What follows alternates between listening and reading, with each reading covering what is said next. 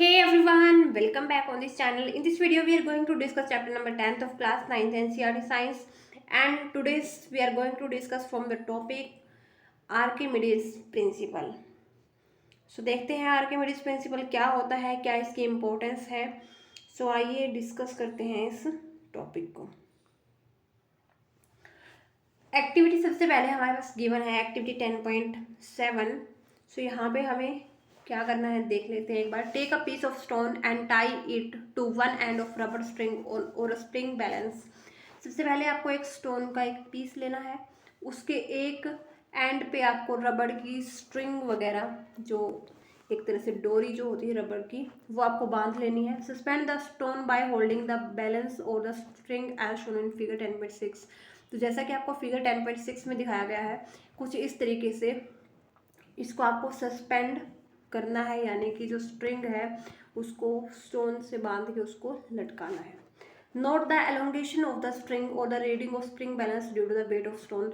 Then आप क्या करना है कि स्टोन के वेट की वजह से जो रबड़ की डोरी की लेंथ में जो इंक्रीज हुआ है, जो चेंज हुआ है, वो आपको नोट करना है. यानी कि जो भी आपको स्प्रिंग बैलेंस पे जो भी रीडिंग आएगी वो आपको नोट करनी है. Now slowly dip the stone in water in a container as shown in figure. अब आपको उस कंटेनर में स्टोन को रखना है जिसमें पानी डाला हुआ है. देन फिर से आपको क्या करना है, रीडिंग यहाँ पर अगेन नोट करनी है. Observe what happens to elongation of string और the reading on the balance. तो अब क्या होगा, क्या इसकी लेंथ में कोई चेंज आएगा जैसे ही हम उसको स्टोन को पानी के अंदर डालते हैं. So you will find that elongation of string और the reading of balance decreases as the stone is gradually lowered in the water.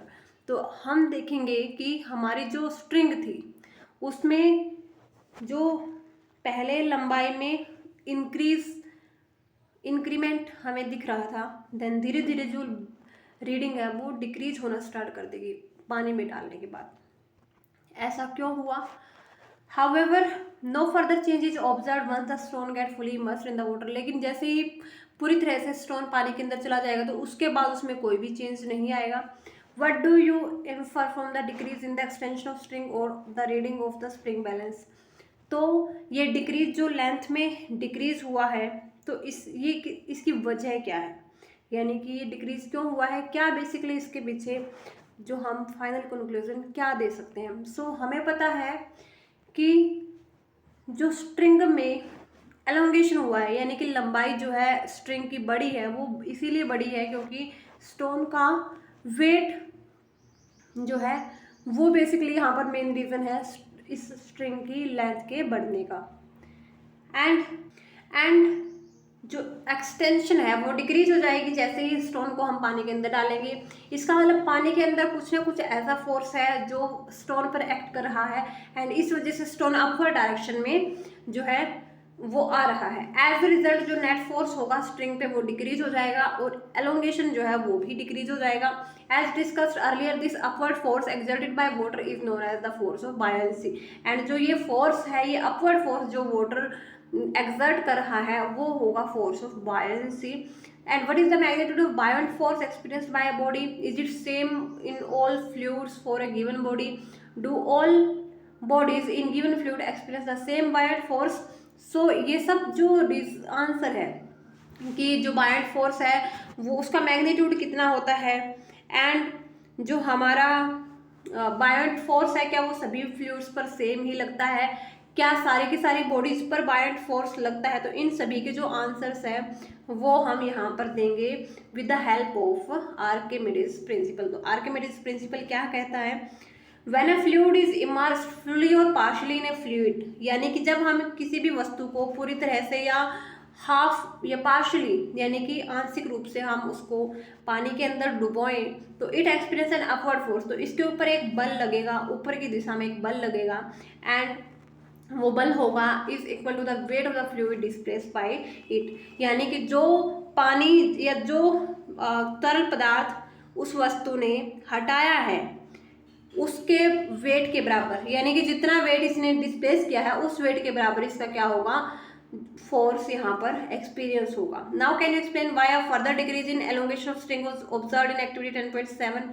तो इस वजह से हम जो है, जैसे ही हम स्टोन को पानी के अंदर डालते हैं तो स्ट्रिंग में जो लेंथ में चेंज हो रहा था वो डिक्रीज हो जाएगा, और जैसे ही हम जो है स्टोन को फुली एमर्स कर देंगे, यानी कि स्टोन पूरी तरह से डूब जाएगा, तो हमें वो फोर्स जो है वो एक्सपीरियंस नहीं होगा। सो जैसे ही स्टोन हमारा पूरी तरह से पानी के अंदर जो है इमर्स्ड हो जाएगा, तो उसके बाद उस पर अब थ्रस्ट जो है वो बिल्कुल नेग्लिजिबल हो जाएगा एंड सिर्फ उस पर ग्रेविटेशनल फोर्स ही लगेगा। दैट वाई वहाँ पर जो एलोंगेशन इन लेंथ है वो बिल्कुल स्टॉप हो जाएगा, यानी कि डिक्रीज जो है बिल्कुल स्टॉप हो जाएगा, या कोई भी इफेक्ट उस पर नहीं पड़ेगा।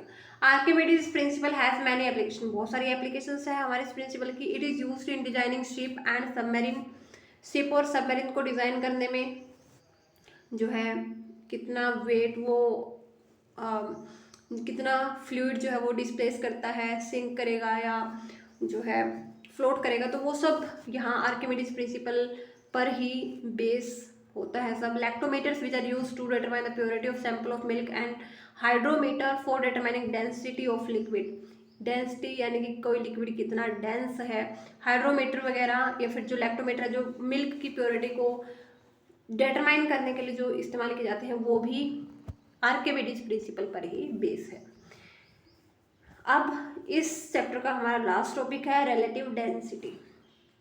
As you know the density of substance is defined as mass of unit volume. तो डेंसिटी क्या होती है? मास पर यूनिट वॉल्यूम, यानी कि जो हमारी डेंसिटी है उसकी यूनिट हो जाएगी किलोग्राम पर मीटर क्यूब, यानी कि अगर हमारा मास किलोग्राम में है एंड हमारी जो वॉल्यूम है वो मीटर क्यूब है, तो हमारी डेंसिटी हो जाएगी किलोग्राम पर metre cube. The density of given substance under specified condition remains the same. तो कुछ स्पेसिफाइड कंडीशंस होती है जिसमें डेंसिटी सेम रहती है।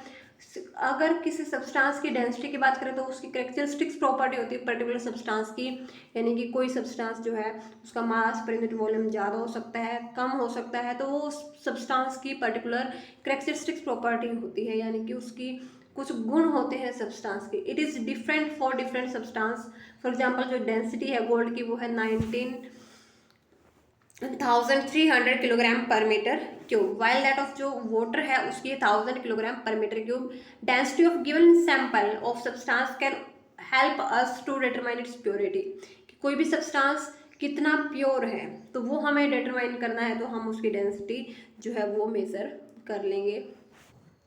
It is often convenient to express density of substance in comparison with that of water। अगर हम किसी भी सब्सटेंस की डेंसिटी को वाटर की डेंसिटी से कंपेयर करके ऑब्जर्व करते हैं तो उसको हम कहते हैं रिलेटिव डेंसिटी, यानी कि हम किसी के कंपैरिजन में जो सब्सटेंस है उसकी डेंसिटी हम जो है मेज़र कर रहे हैं, यानी कि पानी के साथ वाटर के साथ हम उसको रिलेट कर रहे हैं, इसलिए हम उसको बोलते हैं आपेक्षिक घनत्व या फिर रिलेटिव डेंसिटी। अगर रिलेटिव डेंसिटी किसी सब्सटेंस की हम फाइंड करेंगे तो हमारी होगी density of substance divide by density of water. So ये एक रेशियो है टू सेम क्वांटिटीज़ का, तो इस वजह से इसकी कोई यूनिट भी नहीं होती है। सो यहाँ पर हमारा चैप्टर होता है कंप्लीट। इसके क्वेश्चंस एक्सरसाइज हम करेंगे नेक्स्ट वीडियो के अंदर। तब तक के लिए पढ़ते रहिए। Thank you.